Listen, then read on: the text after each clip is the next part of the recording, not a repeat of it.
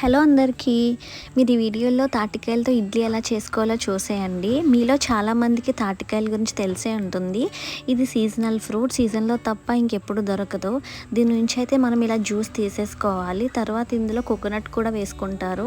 Coconut వేసుకుంటేనే taste ఇంకా enhance అవుతుంది. కోకోనట్ అలాగే జాగరి, కార్డమం అన్నీ కూడా గ్రైండ్ చేసేసుకుని వేసేసుకోవాలి.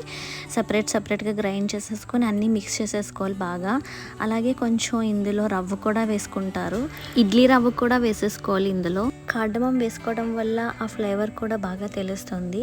ఇంకా ఇడ్లీ కుక్కర్ తీసేసుకొని మనం ఆయిల్ రాసుకొని ఇడ్లీ ఎలా అయితే వేసుకుంటామో మనం అలాగే వేసేసుకొని స్టీమ్ చేసుకోవాలి.